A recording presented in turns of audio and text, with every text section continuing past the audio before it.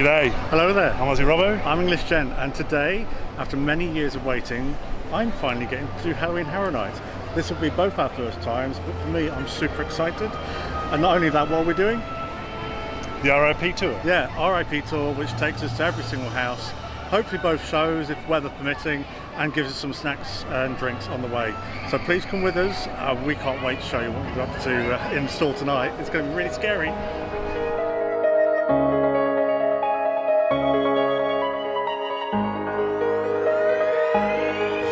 So just be aware, in this video there will be a lot of strobe lighting and there will be a lot of noise, a lot of loud bangs at times. And some gore and scenes of horror. If you're still up for it, then carry on. So Darren, what is the RIP Tour? RIP Tour is an all-in-one, all expenses paid kind of package. You get a personal tour guide who takes you around each and every house, gives you a full description of each and every house and some of the tidbits and sort of like little Easter eggs within for previous years, and you also get fed and watered. So as part of the tour we get to see every single house and bypass the lines, is that correct? Basically, yes. So sometimes you'll go through a quick side entrance, like round the back. Other times you'll go just to the side of where everybody else is going. But it essentially means we're getting all the houses without any of the queuing stress, which for me and my legs is a godsend. So as you approach, there's actually special signage. So you've got the universal archways at the entrance. Before you've even given any tickets in, you ask, there's a lovely couple of ladies we saw with a big RIP Tour banner. Basically go up to them, present yourself, and they send you in the right direction, which basically is a queue. So we've got our credentials, our pass, all access, and because we get an earlier start I picked an earlier start tour, we get to see the opening ceremony, which is all the crowds on one side, all the horrors on the other. So we're going to stick around and see that, and then we're going to be off to Cafe La Bamba for some eats. So Darren, what t-shirt are you wearing today? I'm making a homemade one, which is Team Little Boo. For those who don't know who Little Boo is, he's a random pumpkin that was beloved in one of the previous years, and he's since become a cult, and I am a member of that cult Team Little Boo. We'll try and spot him later on in the pumpkin patch. So Rob, yours is a bit more random, really. What is it? It's the scariest horror night experience of all time. David S. Pumpkins. And how do we know David S. Pumpkins? Because of his legendary Saturday Night Live appearance. And who is David S. Pumpkins? Starring Tom Hanks. Tom Hanks, yeah. And what else is there? What's his catchphrase? There are so many. Any questions? Any questions? Any questions? Can you do the dance? No. Let us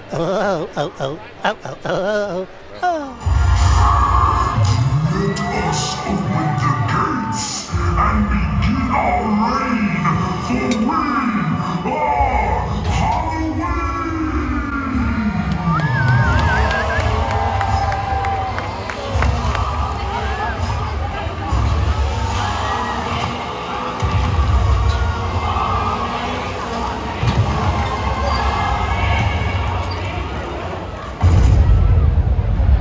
You got some food? Yeah, no idea what half the stuff is. And I've got some, that's a zombie brain. That's a beef slider. We've got the famous pizza fries. I mean, I can't remember it's basically pasta with cream sauce. Probably something ghostly. And then I've got a couple of treats. So I've got a little sugar cookie ghost and a parcel. And then water and Coke as well. Did you get pretty much the same? Yeah, I think I need dessert. Oh, okay. It's like a square fondant thing. It's quite cold. Pumpkin. It's definitely like a pumpkin spice flavoured thing. You're getting cinnamon. It's alright. It's going to be quite messy, that Craig. Okay, now it's time for the... Well, I think it's just going to be a sugar cookie. Basically butter cookie, sort of sugar cookie thing. Quite nice. Similar to something you get from Starbucks, maybe. Soft, spooky. So we've been watered and fed. Now what do we do? Well, we had to ask a few, because it's a bit disorganised, a bit kind of like go at your own pace sort of thing to start off with. We've got like a 6:30 start. So from Cafe La Bamba, we then go over to the sort of makeup effects sort of stage. And essentially, you group together there and you pick your groups, and you all kind of. It reminds me a bit of school. It's like you're going to have to sort of find the ones that look the friendliest and hope for the best. So we're going to head over there now and see who we end up with for the night. So it was at this point when we were allocated into our groups with our tour guide. The tour guide informed us that they did not want to be recorded or filmed or appear on YouTube in any kind of way. So we were a little disappointed at this because we obviously knew we couldn't film inside the houses and record inside the houses, but we'd seen a lot of other videos where tour guides had explained about the houses, and we were hoping to use some of that. The footage that we have taken is a bit all over the place. We were being rushed from house to house, and we just had to kind of record when we could. So this is going to be the Harbour Legends. So basically it's the Pumpkin Lord who is the icon of this year, and he's going to be surrounded by different sections which represent all the different scare zones for Halloween 31. So I'm quite looking forward to seeing the Pumpkin King because Pumpkin Lord, Pumpkin King, Pumpkin Lord. Because it is quite I've seen photos of it and it does look quite like OTT.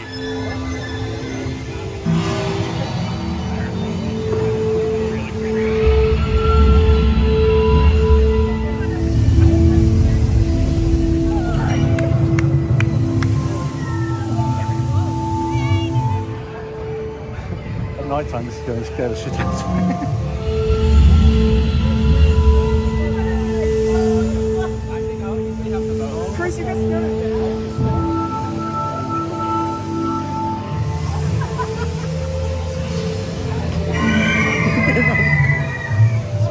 House of the evening is Michael Myers' house, where we're going to visit his childhood home.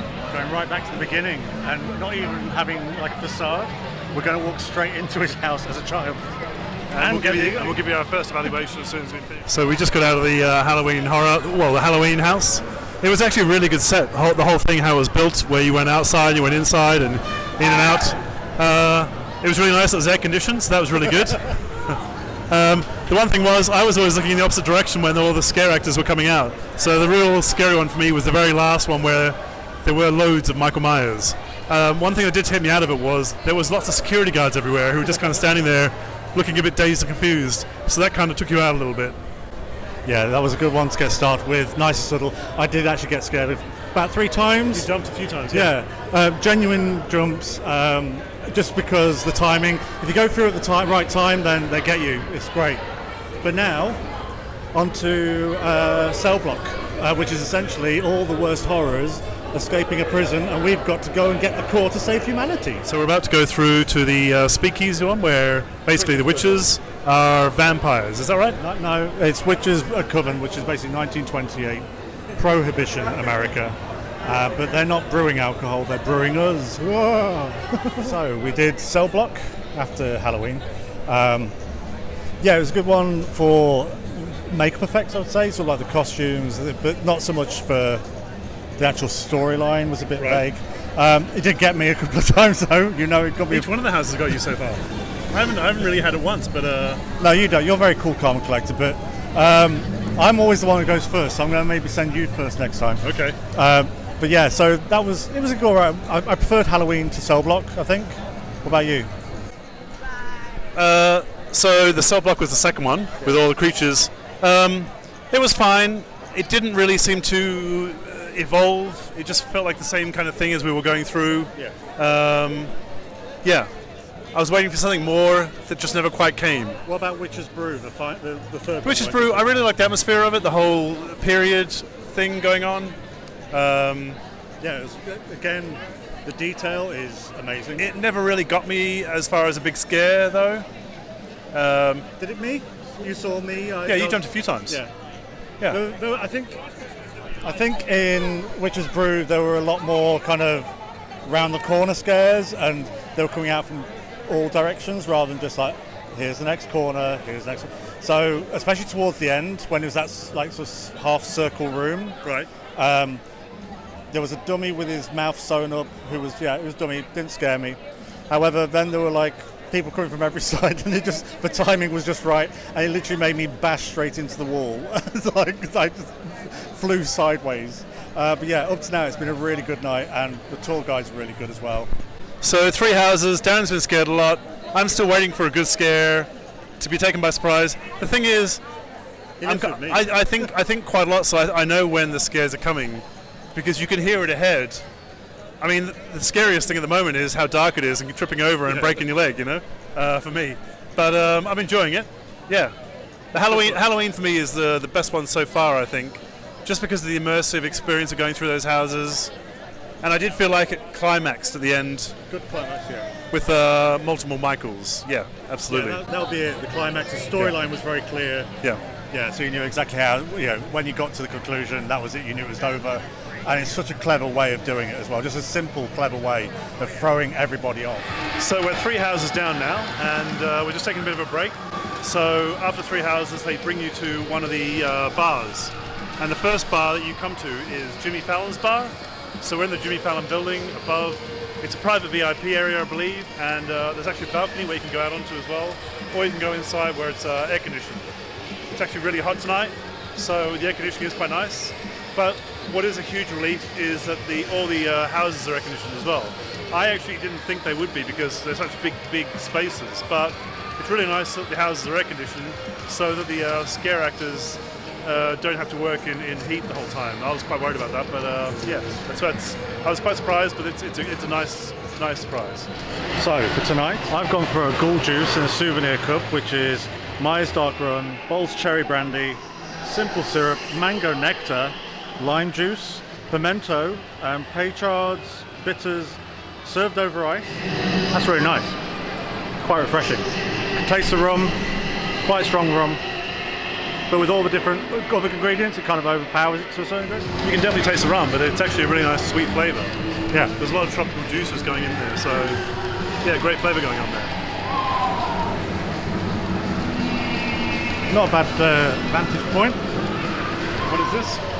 This is from the Voodoo Brewing Company, and it's lacto cool. So a lacto cooler is essentially, I think it's like a cider / lager, but I don't know which it's going to taste more like.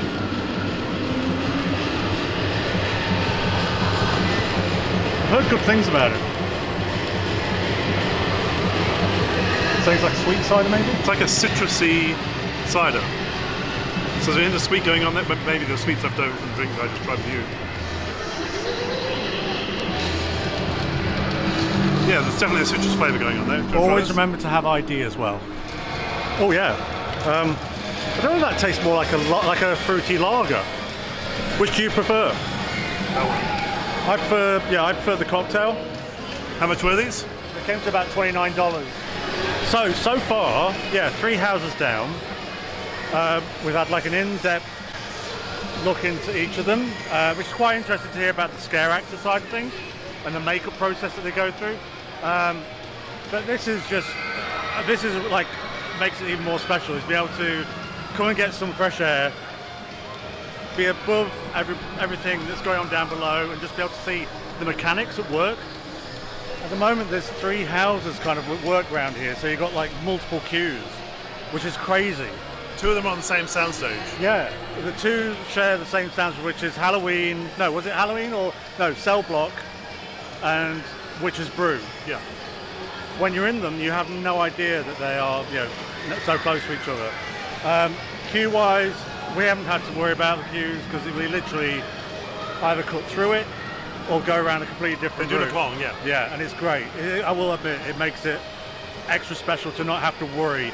For me personally, and for other people who are on the actual tour who have disabilities, it takes a weight off our minds and a weight off our legs.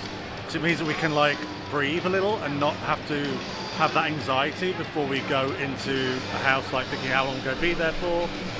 I'm really enjoying it. It's living up to my expectations on the whole. Some of my most anticipated houses are still to come, so we'll have to wait and see what happens there. So we just got out of the Puerto Rican goat vampire one. I actually really enjoyed that. It wasn't very scary for me, but the set design was really fantastic, and so were all the costumes as well. And it also had a guest appearance by the wolf from The Never-Ending Story. What did you think, Darren? Yeah, it actually got me quite a few times. It was just beautifully told, though, as well. Yes. Yeah, the dogs. So they had without too many spoilers, there are puppets in there, which were made from external sources, and they were so well done. The smells and the aromas were amazing as you went from like room to room and section to section. But now we're going to Dead Man's Wharf. Dead Man's Wharf, which is a sequel, a kind of mashup sequel to Dead Man's Pier and some of the others we know of, but we've never experienced ourselves. So I'm excited to see. There's a woman with a violin playing something or other for some reason. She's given up. She's fed up of playing she's it. Being taken over by a spirit or something. But I've heard it's beautiful. I've heard it's supposed to be the most stunning one out of I've heard good things about it, yes. These are creepier than a lot of them. So we did just go into the Scary Wharf. I can't remember what it was. Dead Man's Wharf. Dead Man's Wharf. Again, the set design was fantastic. It was quite phenomenal. The different layers. It's probably the best. The different layers that you see going through it. It wasn't that scary for me. I don't know about you. No, it wasn't that scary, but it told a story really well, and it literally had rain falling in it. The mist was great. The way the whole town was designed. It's very impressive. The large scale. I didn't think some of these things would be on the scale that they are, but they are absolutely enormous. So we just went through Freaky and then the Black Phone. Freaky, I haven't actually seen the movie, but it was not an impressive house. It was not very scary. There were lots of corridors where you just keep walking through but nothing's happening, and there were lots of dummies and stuff, so it wasn't that scary. The Black Phone definitely had lots of elements from the film, from we saw it, but again it still wasn't really that scary for me. Freaky, I didn't really like the film. I felt it was tacky, whatever. I felt like I'd seen it before. It wasn't really much, so I wasn't expecting much from it, and it lived up to my expectations of not being great. I actually don't think I had one scare in there, apart from maybe the first entrance, but that was just because I wasn't watching where I was going. Then Black Phone, we really loved the film. However, to anybody who hasn't seen the film, that would be completely non-coherent, because there's no way you could tell from walking through that space what the story was. It was okay, but I think probably one scare, if that, through the whole thing. Yeah. So for me, it was the Blumhouse one was a big letdown. Probably the bottom of the pile at the moment. Yeah, definitely. So I'm just trying the Electric Death. This is with gin and like a pineapple kind of juice, but it is very sweet.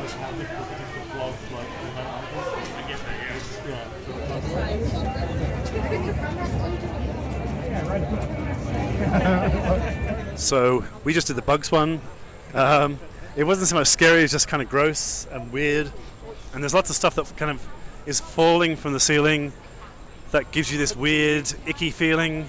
And the bigger the bugs got, I just couldn't look up. I was just crouching down the whole time. But yeah, that was actually probably one of the most fun ones as a whole, because it was quite campy. Had this kind of 1950s vibe starting off, kind of like Future World gone wrong. But yeah, the little bits of thread that they have coming from the ceiling that make it feel like you've got stuff crawling over you, it works so well.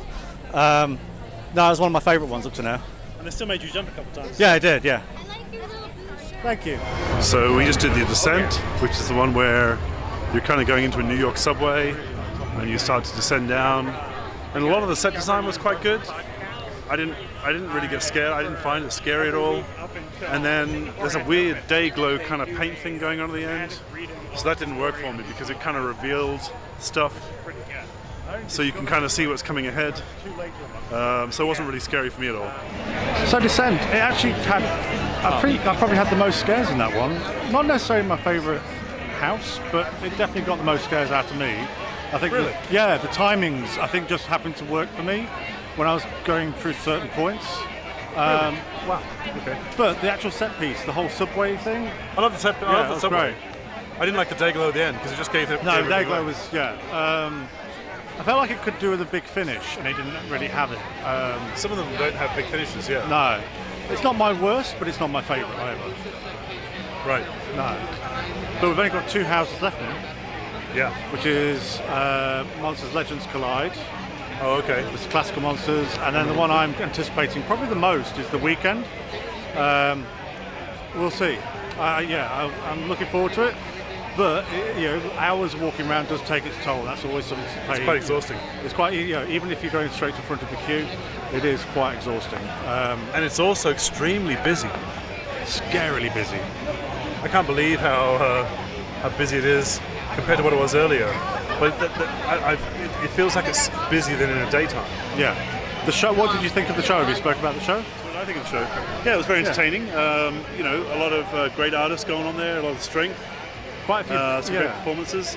It did drag on for me. Did a little bit. Yeah. Could have been about 10 minutes shorter for me. Yeah. But it was a fantastic show. They really got into it. It did make me. I joked about this sort of lightly with the tour guide, but it did remind me of going to a club in the early noughties, like a gay club in the early noughties, where you used to get fire breathers and dancers and what people in cages. So it had that vibe. A lot of rock. It's very loud.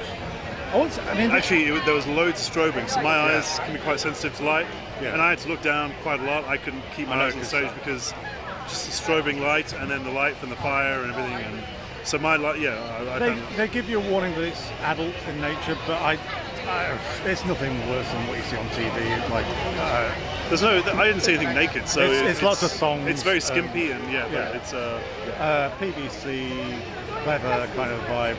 But for me, it was a good show. It's nice to have a change, nice to have a sit down as well. Right. And the crowd got really hyped up as well, which is always good. So we just got out of the weekend. It was good. It was not. It was good, but it was not quite what I was hoping it would be. It wasn't really scary at all until the very last one of the very last rooms, where there was a whole bunch of mannequins dressed as him in white suits. And I knew that there was a couple of actors in there, so it was kind of just guessing which ones were the actors. So that kind of got my heart racing a little bit, but there was no real scare for me as such. The traffic sign kind of takes it away. We just did our final house, which was the Monsters Legends. Again, very well constructed sets. A lot of good costume design in there. I didn't find it hugely scary. Darren jumped a lot, like crazy amount of jumps.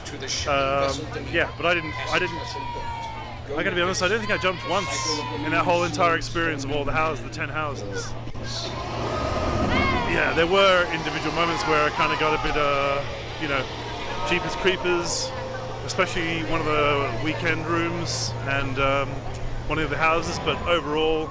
Yeah, so Legends Collide actually ended up being one of my favourites. Made me jump the most, made me spend most of it looking around dark corners, which means it's working because it's got me on edge. But it was just fun and great to see classic monsters. The set pieces were beautiful as usual. Huge set pieces, loads of things built in, like sort of VFX, special effects built into the set pieces. It's like corpses, bodies, details. That's one I'd love to see in the daytime with the lights on, but yeah, that was a good one. Probably my top. Yeah, Janet Jackson.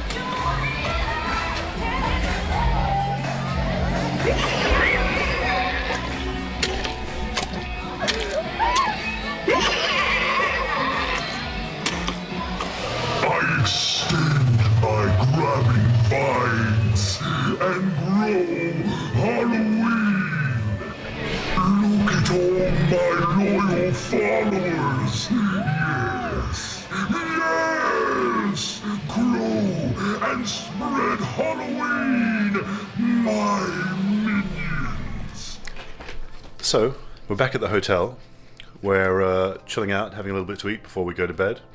But I thought it would be a good place to discuss the tour before we kind of finish off.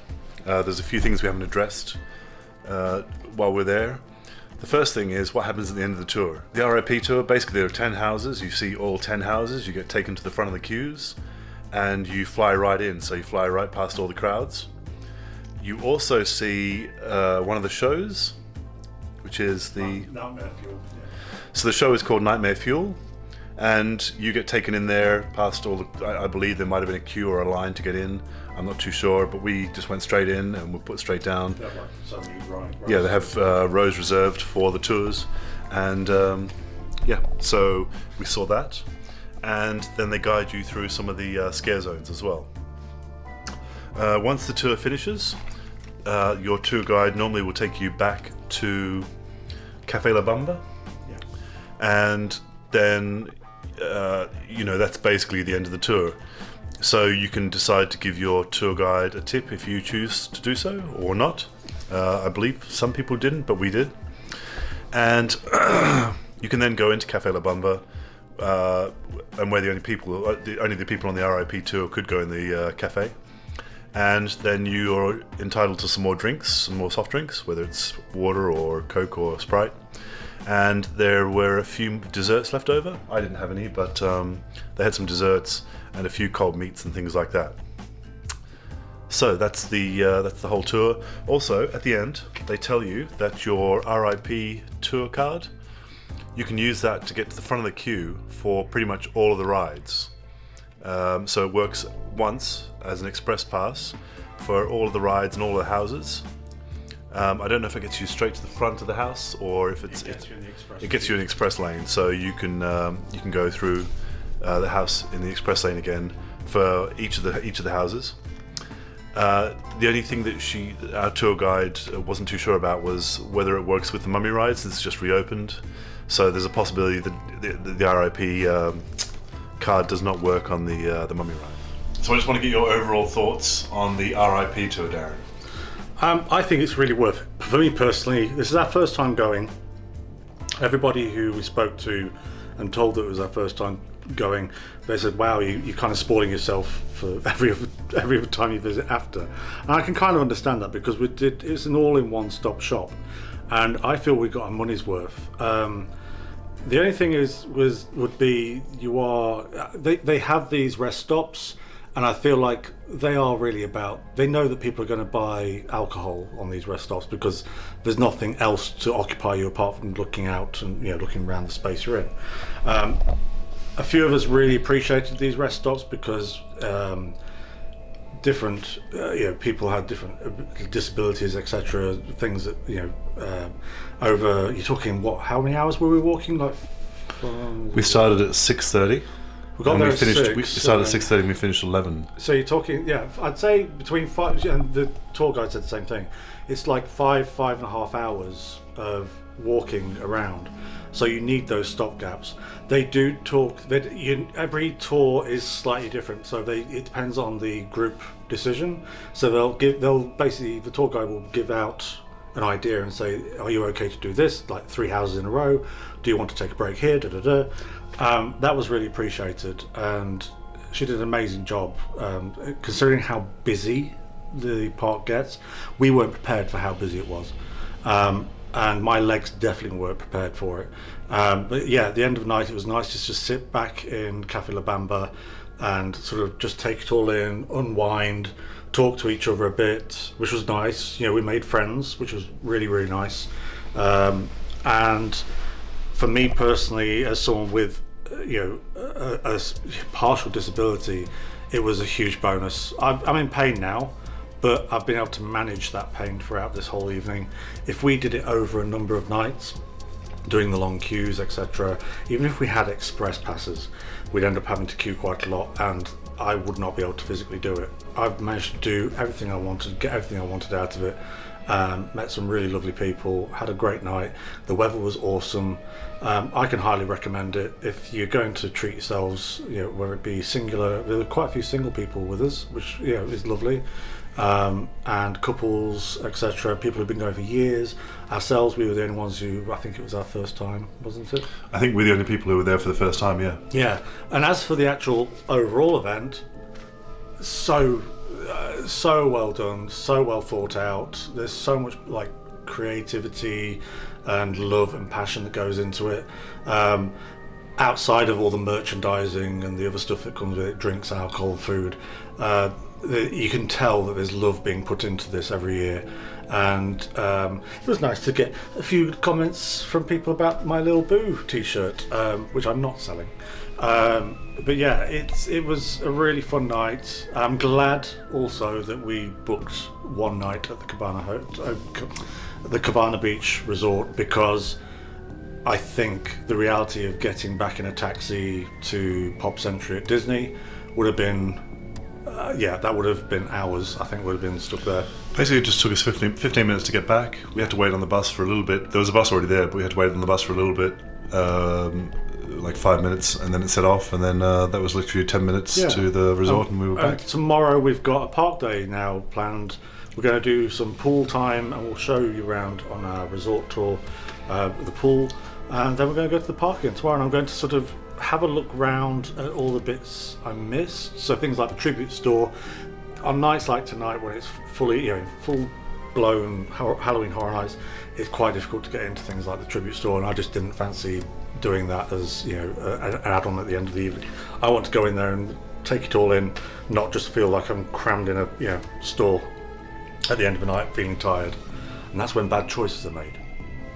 But yeah, I enjoyed it, really, really loved it. It lived up to my expectations, and we did feel like we were being treated, well, and we got special treatment going around the parks. So my overall opinion of the experience of the RIP tour and basically the Universal Halloween Horror Nights, I really enjoyed it. I'm glad we got to do all of them in the one night. I can imagine it's very exhausting doing it over multiple nights.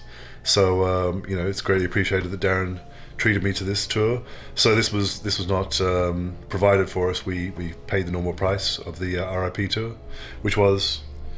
So the cost of the RIP tour is from $299. Is it worth the price? I mean, that's kind of a quite subjective question. You do get the food provided at the beginning. It's not the greatest food. There wasn't a lot of taste in the pasta. The beef slider is literally a quarter of a beef patty in some toasted bread. So, the food is not of the best quality. It's just, we just kind of use it to fill ourselves up. Yeah. You do get soft drinks provided at the beginning. And then you obviously get the express through to the 10 houses. So that was really great for us to experience those 10 houses and go all the way through. For the two of us who had never done a Halloween Horror Night before, it was a great experience to experience it all in one go. You do have some stops at the bars.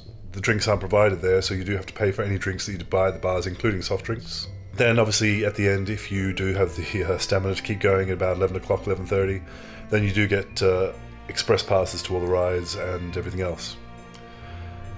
So for us, it was definitely worth it to kind of get all those houses out in one go. I really enjoyed going through the houses.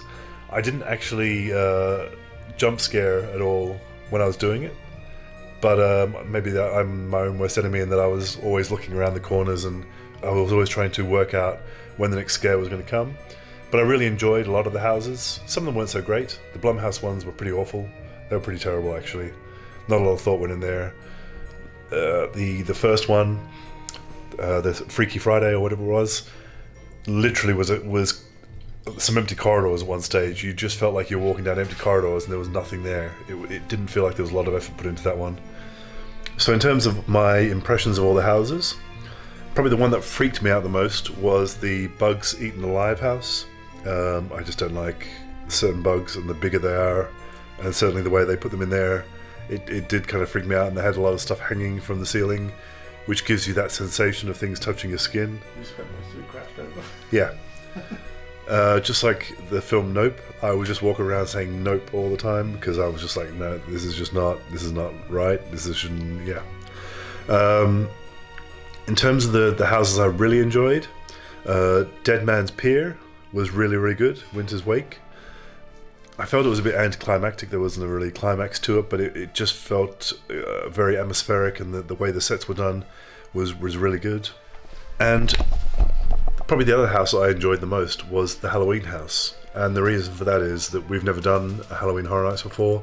So a lot of people are bored of the Halloween theme, as in using that film for a horror house. But because we'd never experienced it before, it was great fun for us. And that was actually the first one we went into.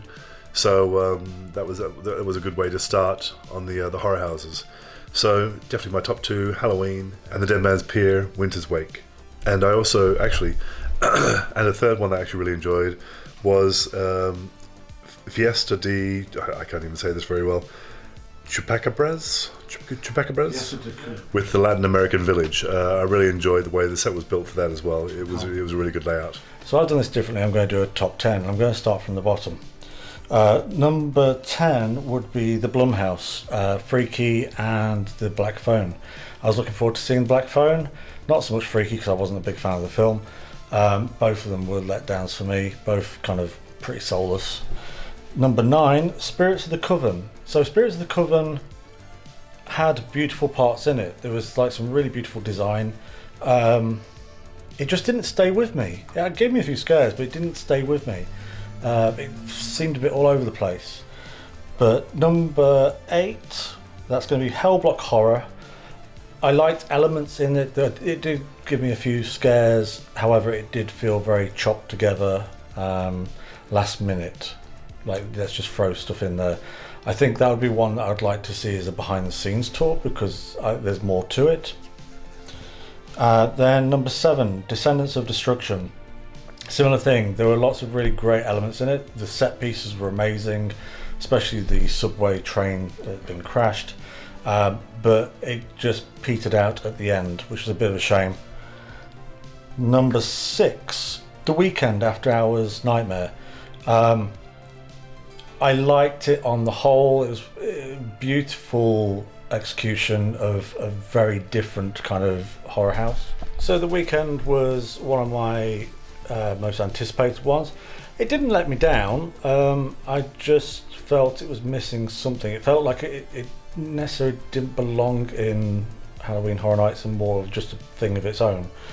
Then we've got number 5, the Fiesta de Chupacabras. I really liked this one. This was, as soon as you went in, the aromas hit you, and there was a definite story there, but also there was just some really good sort of special effects work going on, and some really good surprises and shocks. I just like that one as a whole, and a really beautifully set piece. Like, it looked huge. Number 4, Bugs Eaten Alive, the one which I thought would actually affect me the most.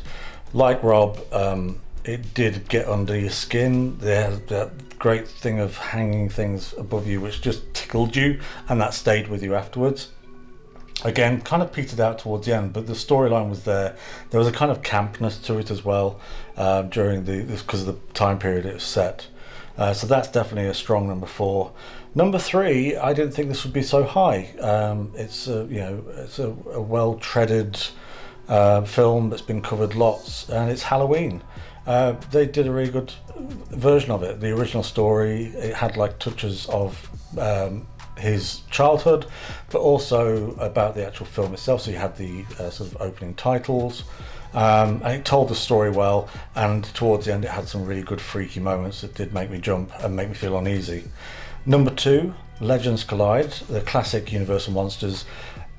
I loved it. It made me jump the most. It looked beautiful.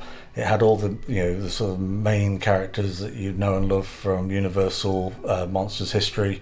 I loved every moment of that, and that was the last house we did of the evening. And number 1, Dead Man's Pier, Winter's Wake. Just beautiful, not necessarily for the scares, but it was just a beautiful, rounded off, sort of complete thing that you could spend ages just looking around. The thing had rain, for God's sake, so anything that could go that far and just be a beautiful thing as well as a scary thing, perfect. That's my number 1 top winner. So that's the end of our RIP tour.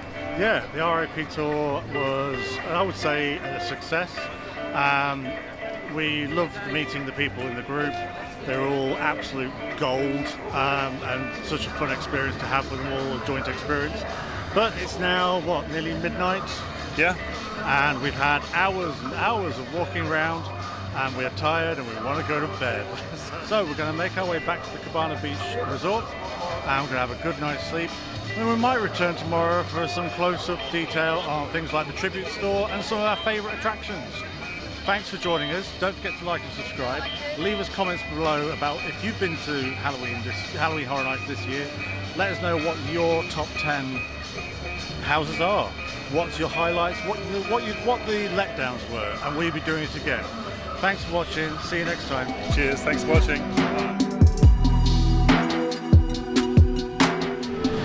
I will no longer rest in the shadows. I have taken root and will now accept your praise.